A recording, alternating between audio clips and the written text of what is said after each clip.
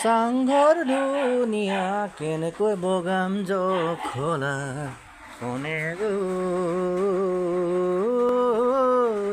আজি ধুলে ডগৰে মাতে লিগাং চাবলে আজি ধুলে ডগৰে মাতে লিগাং চাবলে আহু ধানৰ চাউল বগা ঢেপঢেপীয়া বাও ধানৰ চাউল ৰঙা ক'লা বগা বেছি বাচি নাথাকিবি হাততে হেৰাব দৰা চাংঘৰ ধুনীয়া